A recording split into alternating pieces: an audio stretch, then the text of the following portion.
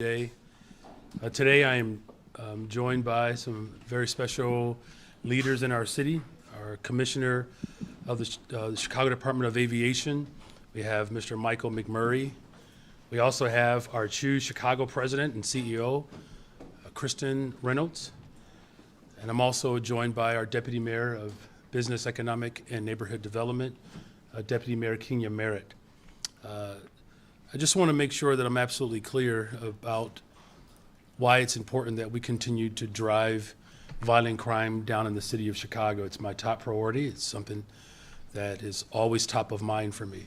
In order for us to have a vibrant city, we have to have a safe city. All of you all know, and the people of Chicago know, it's my goal to build the safest, most affordable big city in America. And we are well on our way of accomplishing that feat. And in this moment, as you'll see, there are clear signs and indications that we are moving in the right direction. But I do want to acknowledge something, though. There was a social media debate last week over the weekend of the top 4 cities in the United States of America. And as you can see, that there were many different comments here, of which some of them did not even put Chicago in the top 4, which is pretty shocking, and quite frankly, I find it to be appalling. So what I've decided to do is just give people an opportunity to end this debate once and for all. The top 4 cities in America, let's start with the first one, Chicago. Thank you very much. But I also want to talk about last week, which was really a perfect testament to the greatness of our city. We hosted the Premier League games, the doubleheader. It was just an amazing turnout, 50,000 folks from all over the world. We had the Fiesta del Sol. We announced that the All-Star Game of 2027 is coming to Chicago, and we had literally the best Lollapalooza that we've ever had. I think a lot of people were really impressed with what they saw with Lolla in particular. We're still waiting on some of the final numbers, but we saw upwards of 115,000 attendees every single day, the fewest arrests that we've seen. Now, that doesn't happen without the coordination between OEMC, CPD, CFD, and all of our departments who work together to keep all of our people safe. The scale and the coordination were truly a testament to our city workers. But let me now pass it over to someone who is working incredibly hard to bring more large events and visitors to our city. She has hit the ground running in her new role, and I think we already are seeing the expertise that she brings to this position. So please welcome for the first time at one of these briefings our Choose CEO President, Kristen Reynolds.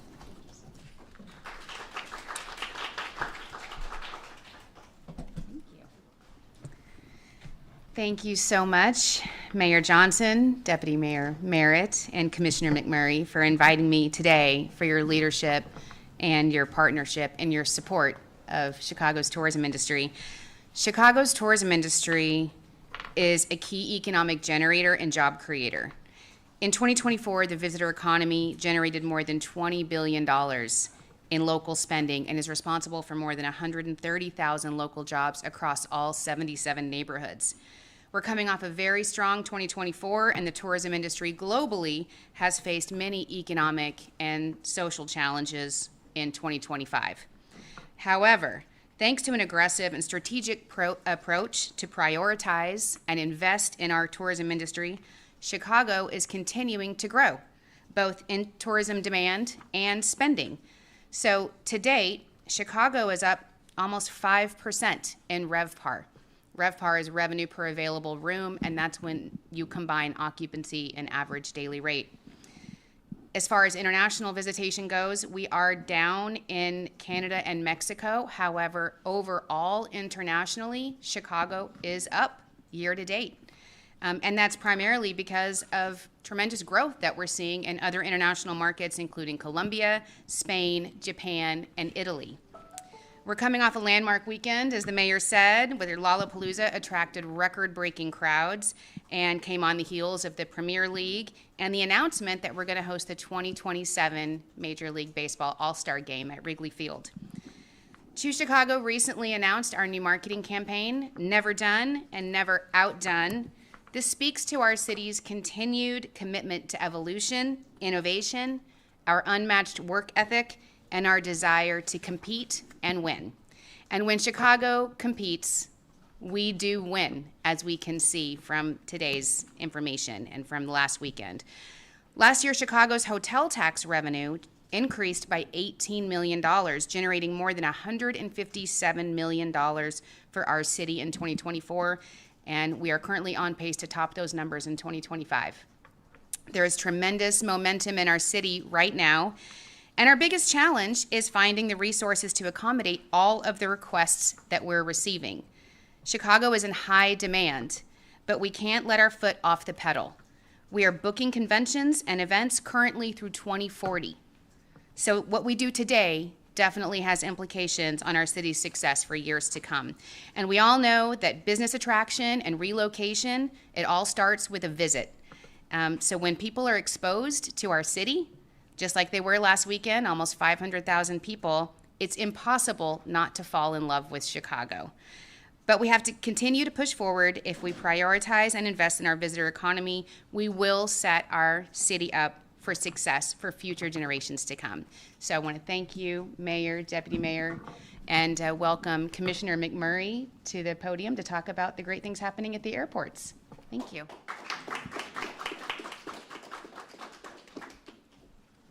Good afternoon. Good afternoon, everybody. And thank you, Mayor Johnson. Thank you, Kristen, and thank you, Deputy Mayor Merritt, for having me here today to talk a little bit about some of the great numbers that are coming out from our airport system. I want to thank, of course, my entire CDA team, the fantastic job that we're doing at both O'Hare and Midway International Airports. And so what I'm going to do is give you guys a bunch of numbers here to talk about what's been happening. And of course, this has been a great summer for Chicago airports, as we are seeing record-breaking activity with airlines scheduling nearly 17.8 million departing seats between June and August of this year. That's a 7% increase over last year and 4% jump from our record-breaking pre-pandemic levels in 2019.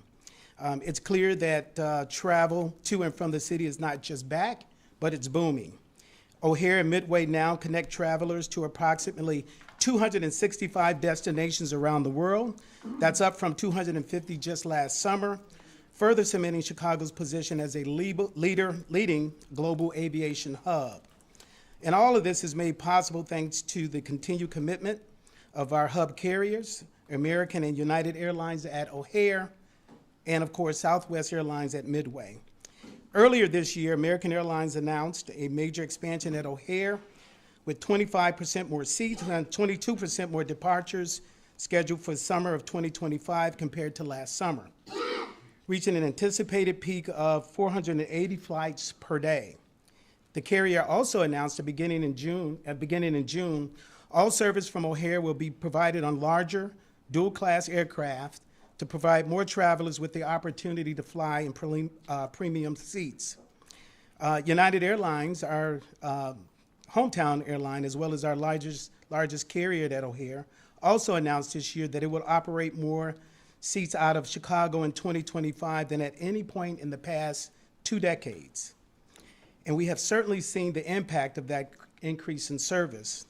According to the TSA, Sunday, June 20th, 2025, set a new record as the busiest day ever for passenger screening at O'Hare, with nearly 116,000 travelers passing through the city checkpoints in a single day. The previous record, roughly 114,000 passengers, was set just 2 weeks earlier on June 22nd, and with the third highest total of about 111,000 recorded only days before on June 19th.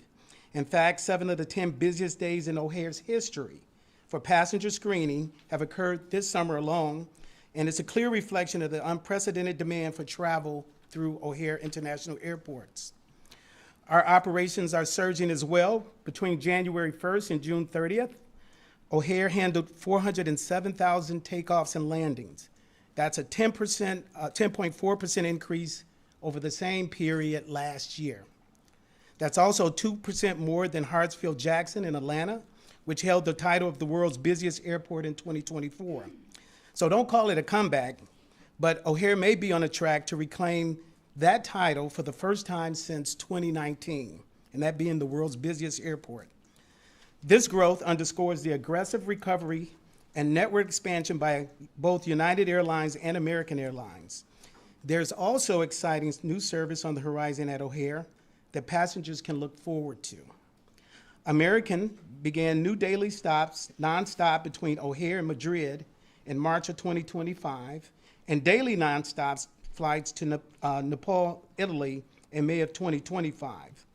United extended its summer season service to Dublin, Ireland to year-round for the first time since 2025. First time in 2025. Japan Airlines began a daily flight between O'Hare and Tokyo Narita in June 2025, which complements the airline's existing daily service to Tokyo from Haneda. Aerojet, a low-fare Dominican airline, announced 3 flights a week between Punta Cana and O'Hare beginning in November 15th. The launch of service for Chicago is Aerojet's first route in the Midwest, a key stop in broadening the airline's reach beyond the East Coast. In July 2025, Turkish Airlines launched an additional seasonal flight from O'Hare to Istanbul, now bringing the total daily flights to 3, which is the highest frequency ever for this route. Service to Canada has also increased from carriers at O'Hare this year. United and WestJet launched services to Edmonton, while American and United launched services to Halifax. WestJet is also scheduled to operate the Calgary service year-round for the first time through the upcoming winter 2025-2026 season. And at Midway, Southwest Airlines continued to add to its already sizable number of destinations served by adding new services to Boise, Indianapolis, Palm Springs, and Spokane. In June 2025, saw Allegiant's largest ever departing seats from Midway in a single month. At the peak of its summer service schedule back in July, Allegiant served 6 nonstop destinations from Midway, up from 4 when it began to fly into Midway in May of 2020. All in all, this has been one of the most remarkable summers in the history of Chicago airports. It really has been. We're excited to build on the strong partnerships with our airline stakeholders as we continue to welcome millions of travelers and proudly positioning Chicago not just as a destination, but as a world-class gateway to destinations across the globe. Thank you.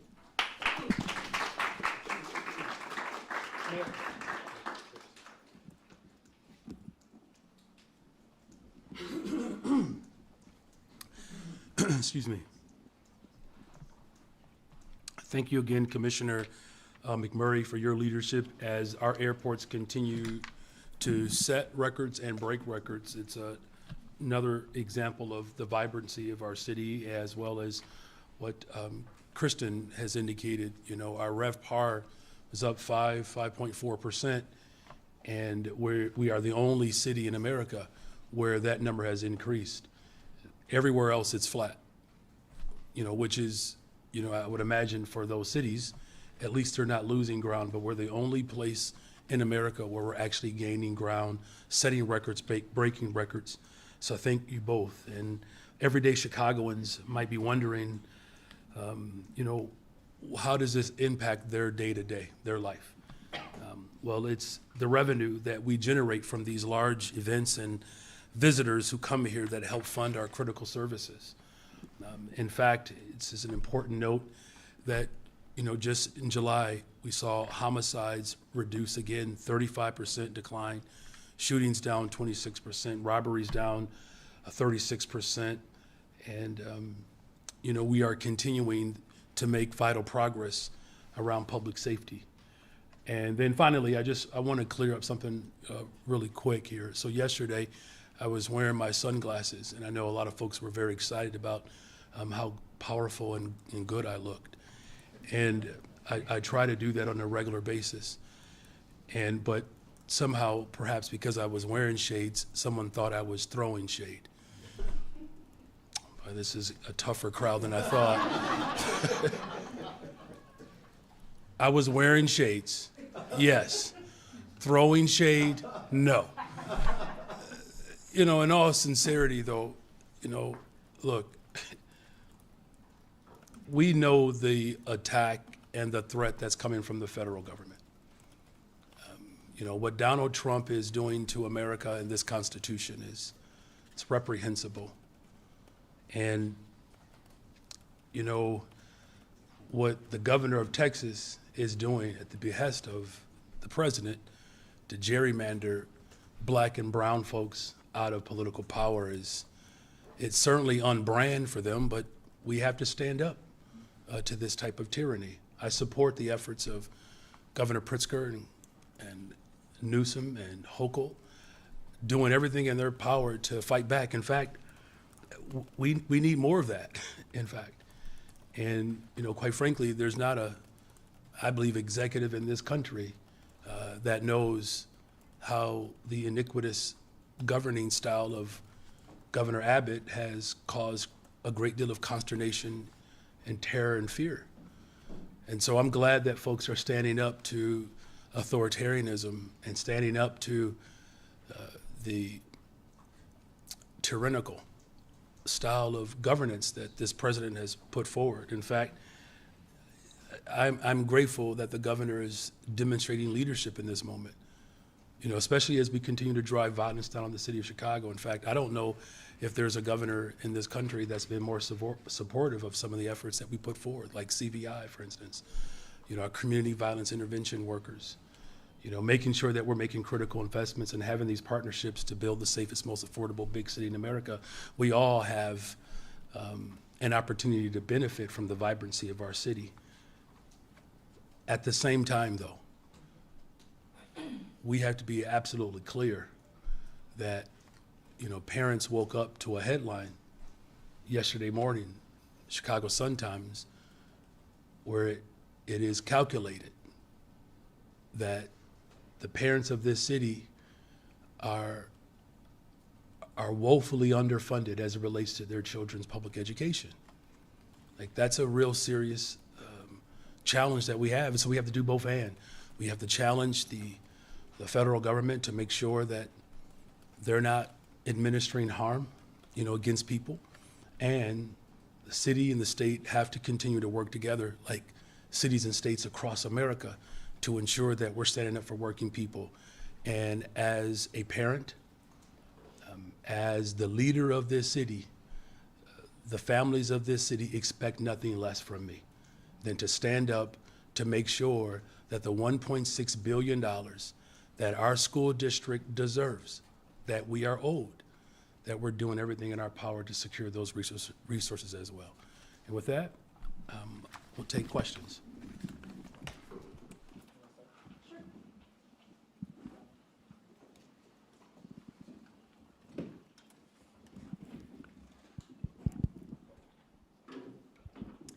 Hi there, for the mayor. Hi, with WGN. Just curious, the deadline will be coming up soon for the first draft of the CPS budget. I think it's about a week away. Your thoughts and feelings on that? Do you think that they'll be able to make that August 28th was when the final draft will be due? Well, we have to. The people of Chicago are counting on us to have a budget that reflects our values. Yesterday, as you know, we announced the expansion of sustainable community schools. This is a model that I hope is that we could take it district-wide, and that's what we're working towards. Look, there's no secret here that we have dealt with financial challenges for a long time in this city, particularly our public schools.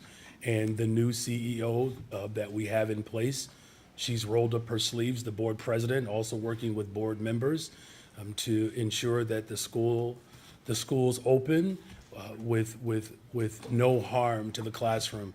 These are very difficult and challenging moments, but it also points back to why we need all of us to come together, the city and the state, to ensure that the $1.6 billion based upon their calculation, the state's calculation, that those resources are delivered. And look, this is not just an issue that the largest school district is faced with here in the state of Illinois. There are many districts across the state of Illinois that are also going to need the infusion of support. That's going to take a lot of courage and political will to do that, but it's a worthwhile investment in our young people. Yep. Thank you for that question. Thank you. No preambles there. Mayor Johnson, Straight to the question. Straight to the question. I didn't even start the question. Interrupting me before I start a question is kind of a violation of my First Amendment rights. You know that, right? Mayor Johnson, you really should talk to your press secretary. I mean, it doesn't make you look strong to have them interrupting my questions. It really doesn't.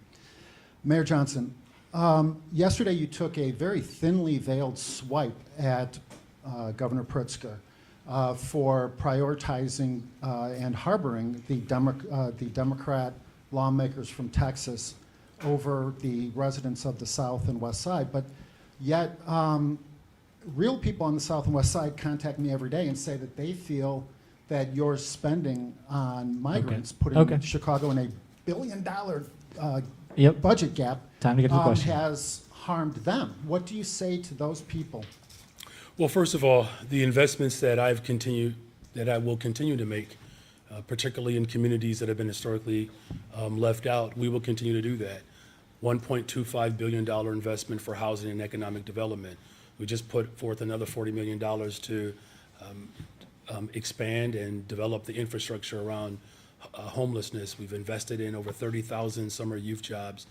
We'll continue to make those investments. Look, the less than 1% over the overall budget that we responded to based upon the unholy and ungodly efforts and acts of the governor of Texas, we did the righteous thing by responding. It's very clear that we did the right thing responding to this mission because this is a governor in Texas that can't figure out, quite frankly, how to respond to natural disasters, right? This is a governor who is working hard to eliminate the power of black and brown people. I'm always going to stand up against those efforts, and as a city, we're going to continue to build the safest, most affordable big city in America.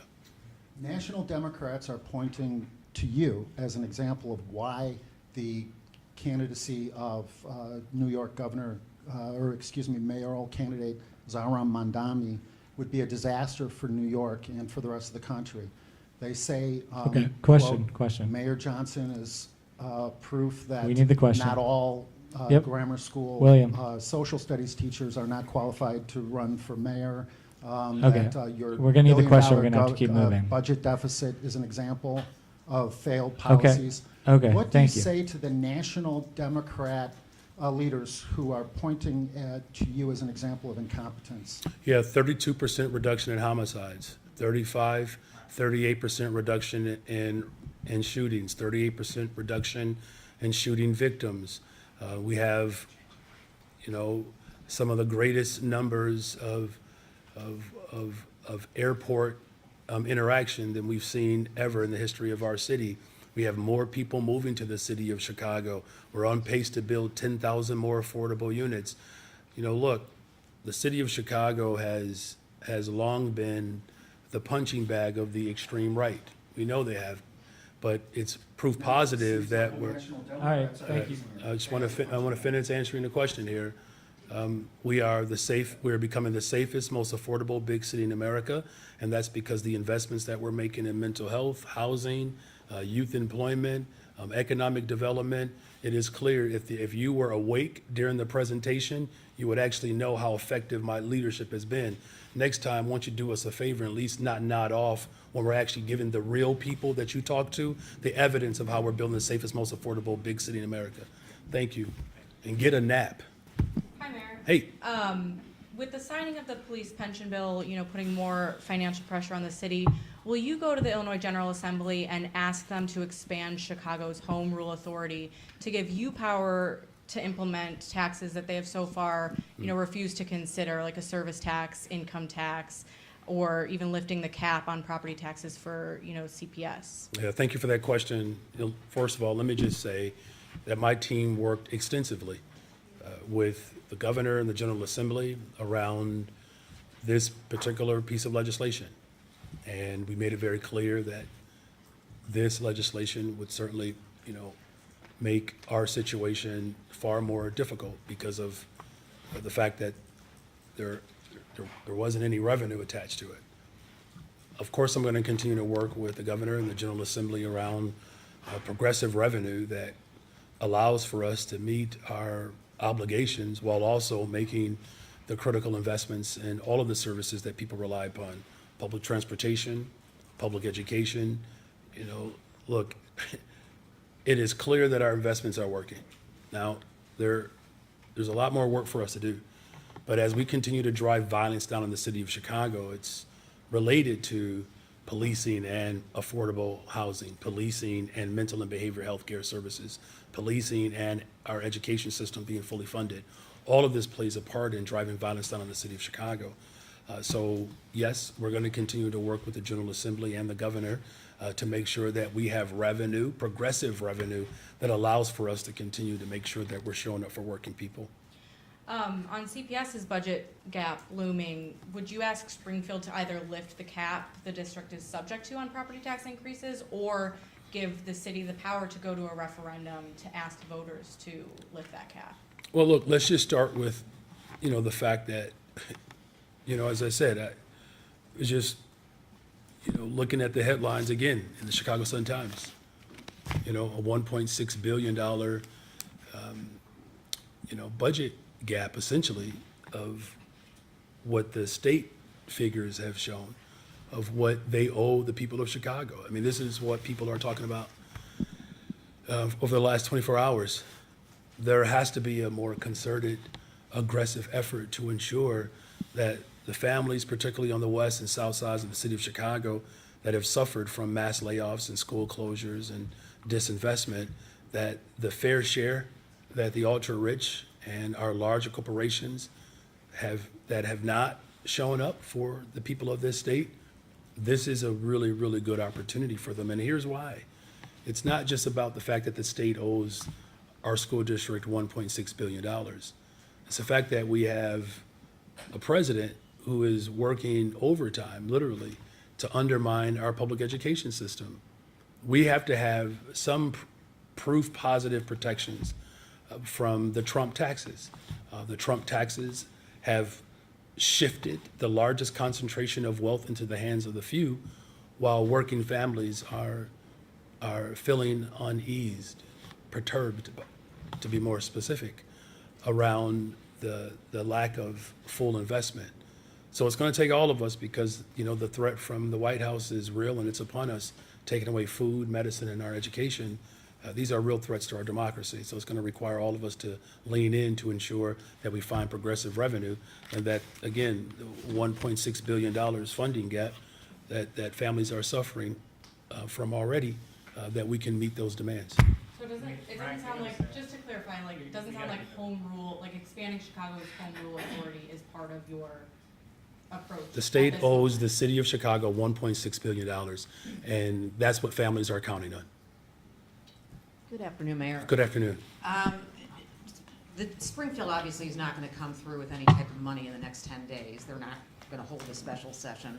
So specifically, how do you close that gap? I mean, what are your specific ideas on how to close that CPS budget? Well, thank you for that question. I'm working with our new CEO. She just got there a few weeks ago, our board president. We're having conversations with board members as well.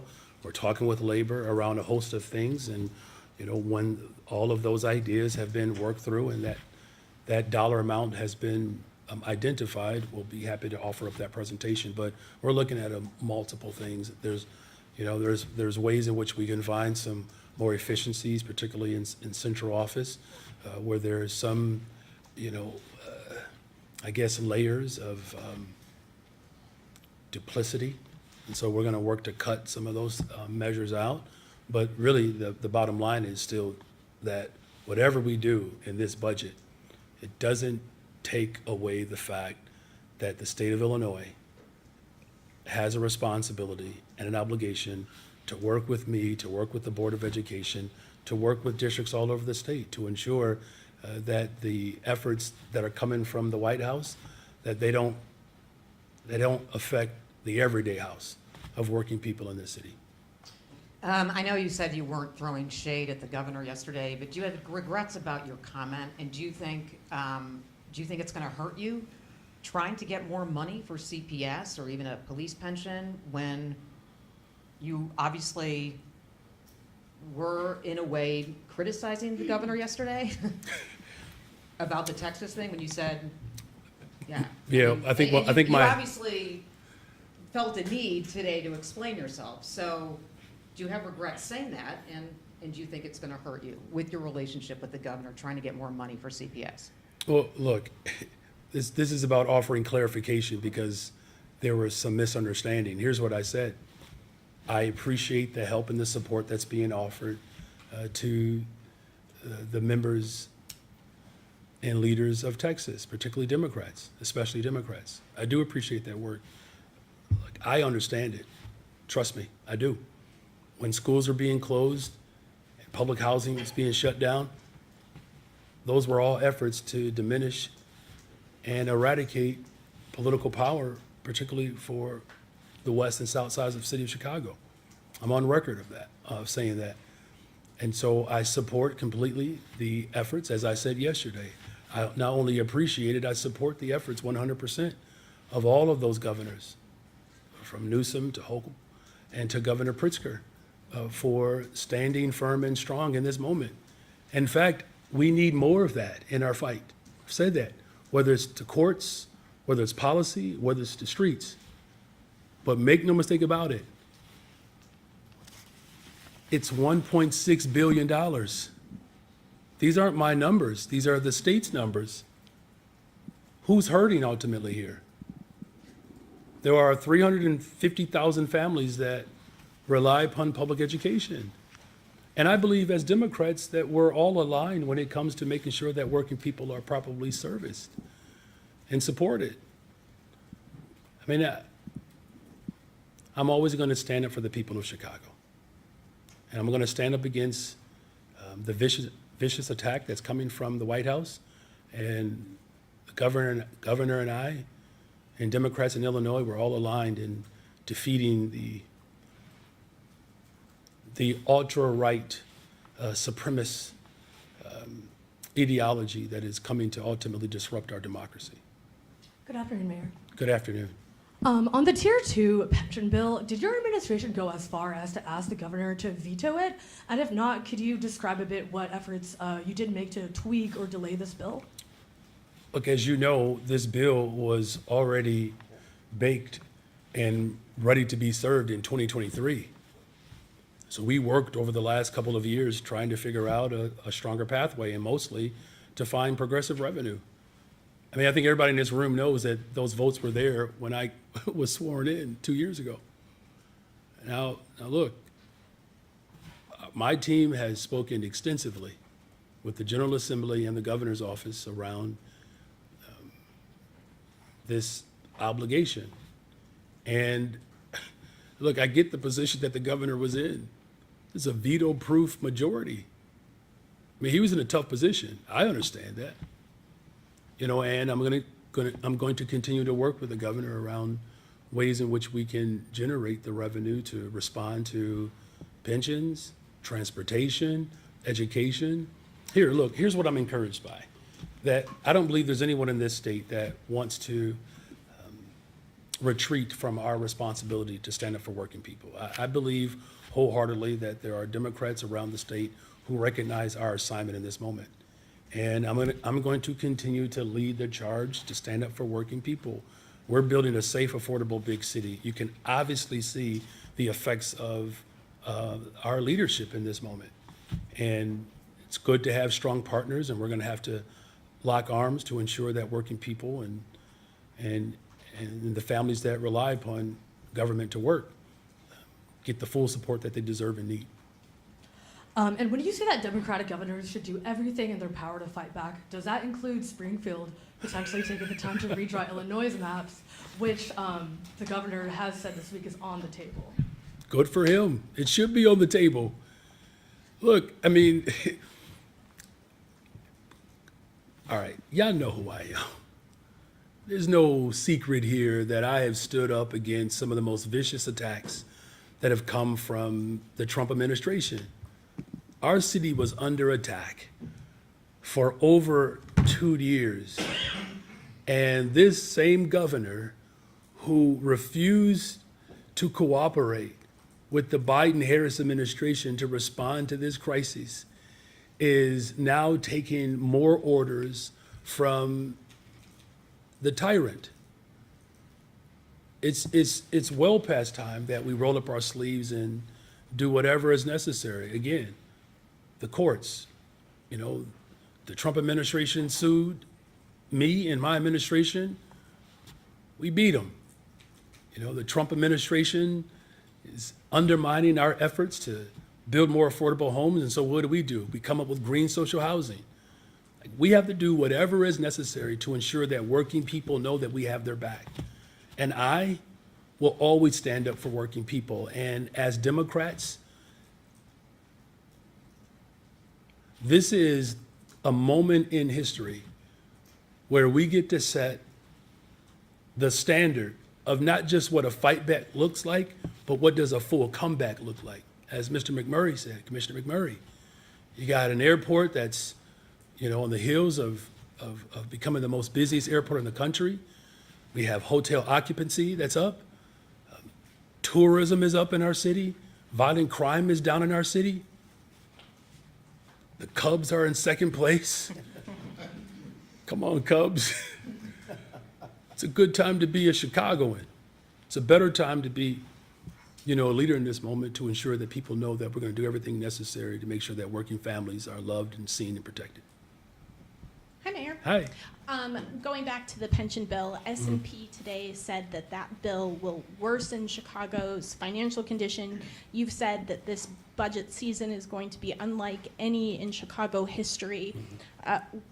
What is the city going to do to find another $11 billion to pay into police and fire pensions? And are you worried that it could trigger another downgrade of the city's credit rating?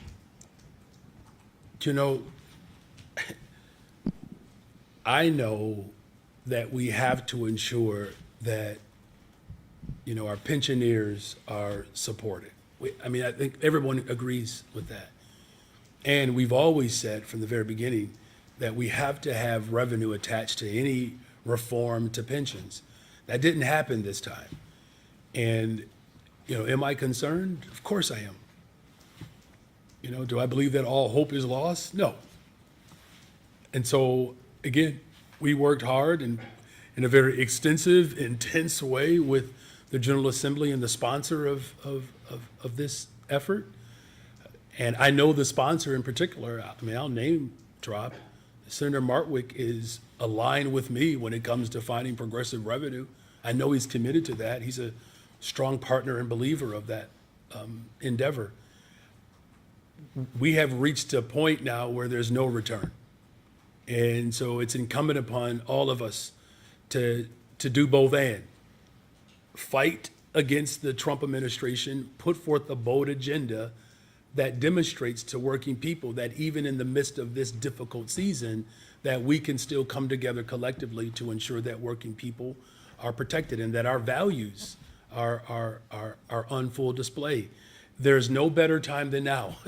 And I can tell you that Chicagoans are counting on all of us to figure this out collectively. Switching topics a little bit. Thank you very much. Two district councils are considering issuing no confidence votes in Commander John Foster of Area 5 detectives, citing his ties to the wrongful conviction of Kevin Jackson in a 2001 murder in Englewood. Are you comfortable having a police commander in charge of detectives in Area 5 who has ties to a wrongful conviction? I would have to, look into that one more, Heather, to be perfectly frank with you. I'm not, aware of this particular incident. As you do know, though, and thank you for the covering of these challenges, that we've dealt with a number of incidents of which law enforcement did not live up to the standard of constitutional policing. Of course, if I'll look into this, but of course I'm not ever going to be pleased with anyone who has the honor to serve and to protect, to be aligned with any sort of breakdown. around trust and confidence in law enforcement, especially at a time in which, we're seeing unprecedented numbers, essentially, right? As we continue to break records in the city, that it's going to be critical for our city moving forward to have absolute trust. But I would have to explore and look into this one, okay? Hi, Mayor. Hey. Back to the budget. What happened to the pension working group that you created? At this time, roughly this time a year ago, your administration was saying a report would be released in the coming months, and it would include legislative recommendations on this exact Tier 2 bill that we're talking about. As far as I'm aware, nothing was released. The group's disbanded. What happened? Well, what happened is that you had an untenable situation in Springfield in which, people were committed to moving forward with what was proposed. Now, again, we worked extensively within that group and even outside of the group to come up with a plan and a presentation that allowed for us to attach revenue to any bill that would, increase our responsibility. That didn't happen. And, it's a disappointment. And we still need the revenue in order to be able to meet this responsibility. When you say what your presentation was, Well, look, the people who wanted it the way it was introduced 2 years ago, they wanted it to remain that way. And that's what ultimately passed. And look, they had the votes 2 years ago, right? And, unfortunately, it just didn't quite matter entirely about the predicament that it would put all of us in.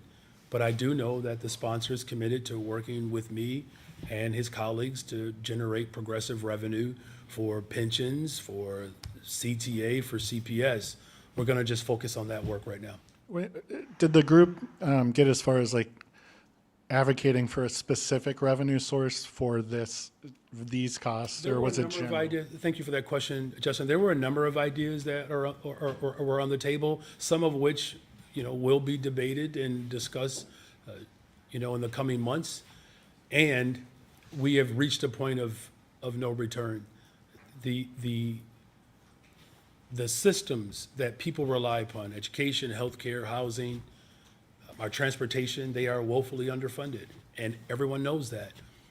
Everyone knows what, my commitment is to progressive revenue. I can't do this by myself. Other folks have to lean in to get a substantive revenue package across the finish line. Now, I'm going to work hard to model that locally. You'll get a chance to see my presentation soon enough. And I just hope that my counterparts at the state level continue to explore all options. And there are a number of people who recognize the severity of this moment. I don't want that to be lost or misunderstood or misinterpreted. That I know that there are a number of my counterparts in Springfield that recognize the urgency of this moment.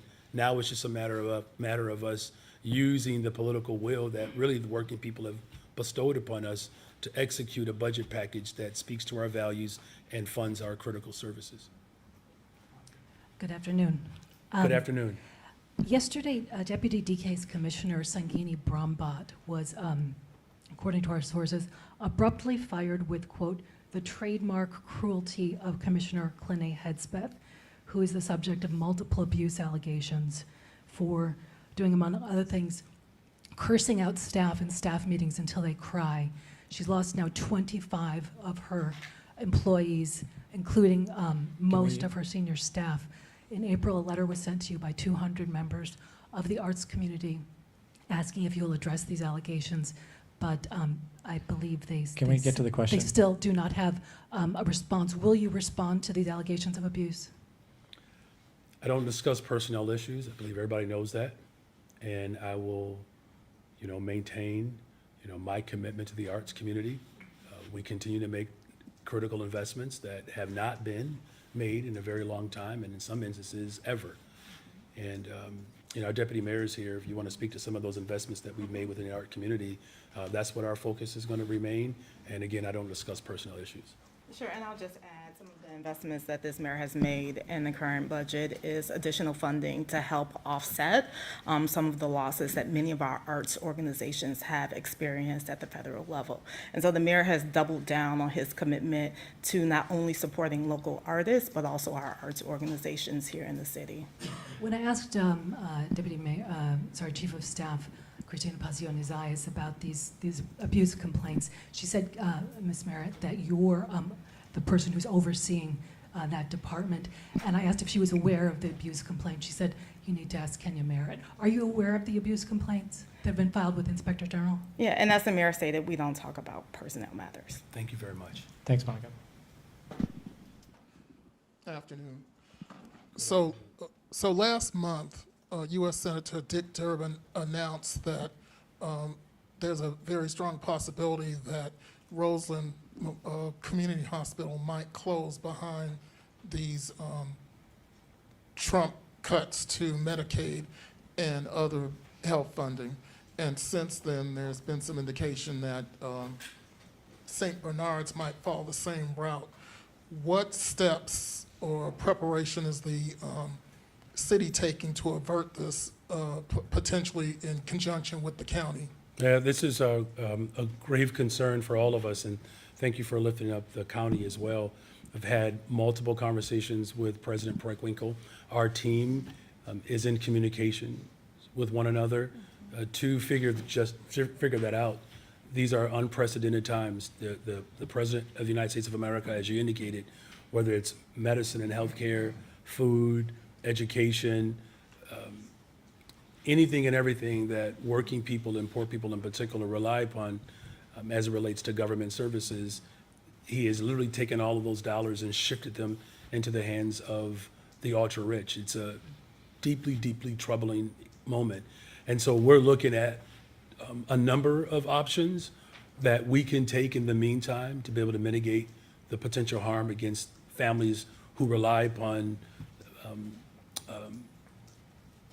our healthcare systems. It's going to be a challenge. I mean, I don't believe anybody will disagree with me in that regard, but we are working together to figure out measures that we can take locally to be able to stop some of that harm from reaching all the way through our communities. But no plan is arising at this time. I mean, as I said, there is a plan that's being developed, and again, these are unprecedented times. I mean, you have a president who's literally trampling over the Constitution, where he doesn't have the legal authority, but the courts have decided to work against their own guidelines. And, this is why I believe that the fight that we are in right now, we have to be far more audacious and bold, because our challenge and the threats are real and severe. I can say this, the ultimate plan is to protect as many working people as we possibly can from the hands of a tyrant.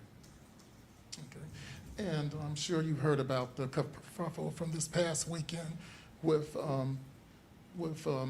Alderman Hall trying to shut down a illegal, or what he says was an illegal scrap metal processing business, to the point that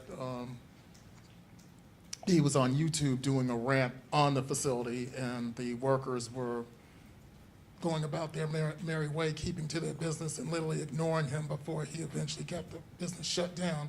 So the question is, what outside of automatic prerogative, what is the city doing to police these type of illegal businesses, especially with undocumented workers? Well, and keep in line with your yeah, welcoming Thanks. opening yeah, statement. I understand Thank what you. you're saying. That's Thank why we looked at each other. Let me just say, first things first, I'm going to pass it over to our deputy mayor. And within buildings, within business and consumer protection, BACP, remember all these different entities of government, we are in constant mode of protection. But Deputy Mayor, if you want to speak to. And so I'll just add, in terms of businesses that present challenges in our community, we approach it two ways. One, to your point around the worker aspect, we have a robust Office of Labor Standards, where workers can call in and share concerns with a particular company. In addition to that, we have a team that is charged with ensuring that businesses are following the rules and that they're compliant. But beyond that, when there are issues, we do work really closely between multiple departments, the whole force of government, including the Chicago Police Department, Business Affairs and Consumer Protection, as well as others, to ensure businesses are showing up the right way in our neighborhoods. All right, thank you very much. Thank you. Yes. Good afternoon, Mayor. Good afternoon. As your administration crafts the 2026 budget, are you exploring any potential new revenue sources among those gains in large events and air travel that were highlighted today? Or is that something that could potentially stifle those gains? Well, clearly, let me just say that we have not done anything to stifle those gains, right? So let's just acknowledge that. As the most pro-worker city in America, it turns out you can be pro-worker and pro-business. This is proof positive of that. And so I just want to just dismantle this notion that somehow our city is hostile or inimical towards the interests of the business community. What I've always said is that we are open for business, but we're just not for sale. Like, we have to do everything in our power to ensure that the workforce grows. That's how our economy grows. I am a pro-growth mayor. I actually believe that in order for us to have the type of growth that we're experiencing, you got to make sure that people actually want to live and work here and feel safe. That's the first thing, because that's what the business community continues to ask me. The reason why we're seeing growth is because we're making the necessary investments to drive violence down in the city of Chicago. And we are on pace to be the safest, most affordable big city in America. A lot of work to be done, but we're not afraid of it. You know, as far as measures or proposals that we're going to put forward, we have an entire working group, business leaders, philanthropic leaders, labor leaders, political leaders, that are going to come to me with some recommendations. I'm going to take them seriously. Yes, I'm going to put forth a package that people can assess and debate. As you know, though it was misrepresented, City Council provided me with ideas, of which my finance team went through the numbers, calculated the numbers, and then presented it back to the individuals who presented them to me. I have not made a formal presentation yet, but I can assure you one thing, though. I am committed to making sure that the ultra-rich and those with means put more skin in the game. That is the pathway forward. As long as there's a $1.6 billion payment that the city of Chicago is due, as long as there are families who are struggling to make the ends meet, as long as there are families who are relying upon a public transportation system but feel uncertain because of the cuts that are looming, I'm going to continue to advocate and fight for the interests of every single Chicagoan. And so I just think it's important that we gather ourselves and not play into the hands of those who want to divide us. Pro-business, pro-growth, pro-worker, proof positive, and my presentation and my package will reflect that. And can you give an update on the city's bid process for new gun violence detection technology? And with shootings down, does your administration still intend to contract with a new company? Well, I'm supportive of things at work, right? I've always said that I've been open, to a conversation around how we can advance and improve how we deliver community safety. I've made the case. The case has been made. The results are very clear. 32% reduction in homicides, 38% reduction in shootings and shooting victims. Robberies are down as well. And with the revamping of our detectives division, we are seeing some of the highest clearance rates than we've seen in over a decade. Right? I believe the last number that I received from our constitutional policing presentation was about 77% of our cases have been cleared. We see that as a deterrent, right? Rolling up our sleeves, concentrating on the efforts that actually work. Now, again, if someone presents something to the city of Chicago that drives us towards building the safest, most affordable big city, I'll explore it. But at least there's proof and evidence that in many of the areas in which technology used to exist, removing that technology did not prevent us from lowering crime in those areas. So again, that's what I've always said. It has to work. Because we're actually driving violence down in some of the very areas where that particular form of technology existed, which I won't name it, but everybody knows what I'm talking about.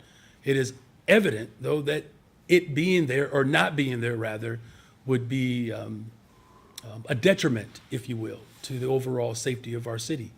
It has to work. That's the bottom line for me, because clearly the work that we're doing right now is working. Hey, Mayor. Hey, Jake. SCIU Local 1 criticized you for the layoff of 1,200 janitors and accused you of, quote, balancing the budget off of longtime, hardworking custodians. What's your response to that criticism, and why do you think that was the right place for cuts?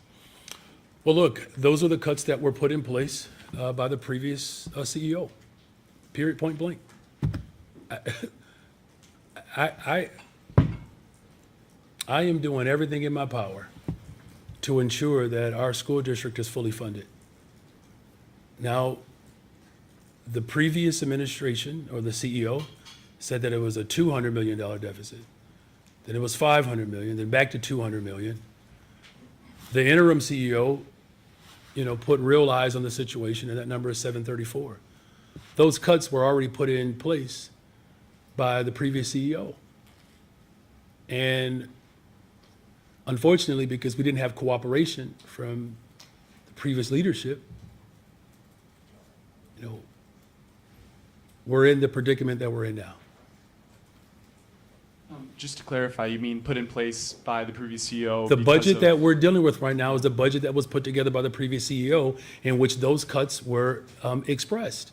Now, here's the problem, though, is that, now we're in a situation where we have to figure it out. Now, I'm going to do everything in my power to figure it out. And this is the problem, the challenge when you have individuals who are more interested in their next job than doing the current one. You celebrated the sustainable schools expansion. How much did that cost, and why do you think it makes sense to add spending there while cuts are going on with janitors, with crossing guards, and other spaces? Well, look, the most important thing to note is I don't want to see any cuts to the classroom. And I want to make sure that the investments that we're making are working. This one is working. So it's not about one over the other. It's really about ensuring that our children get the high quality education that they deserve. This is about a world-class city providing a world-class education. The sustainable community schools model is the model for the future. Remember, we're coming out of an era of privatization, school closures, the dismantling of the workforce. Now we're moving in a direction where the community actually gets to play a part in the overall direction of how a school shows up for that particular community. Don't you think that's a worthwhile investment to ensure that parents are empowered in the direction of their child's education? Don't you think that's the best type of investment where children actually receive full wraparound services, particularly in neighborhoods where trauma is quite pervasive and rampant? Do you know that when doctors are being prepared for war, they send those doctors to hospitals in Black communities in particular? Because the type of trauma that those doctors are going to experience in war-torn countries, that's the type of trauma they're going to see in Black communities, right? And so these circumstances and conditions in which too many people are living in, I don't want people to take this lightly and for granted. That to question our investment in communities that have been historically disinvested in, I actually find that to be, quite frankly, if I'm being dishonest, I actually find it to be appalling. We should never question when we're investing in people who are barely breaking even every single day. The cumulative wealth of Black folks is $0, and people are questioning whether or not we should invest in those communities. Now, it doesn't mean that you can't ever ask a question. I'm just simply saying, understand the logic here. Disinvestment, trauma, crime. Investment, healthy, whole, and safe. I want healthy, whole, and safe. And that requires me to invest in those communities. So I'm going to continue to do that, and we're going to continue to work with the state of Illinois to make sure that, this headline one day reads that the state of Illinois showed up for the people of Chicago with $1.6 billion. All right, thank you all. Good job, Kristen.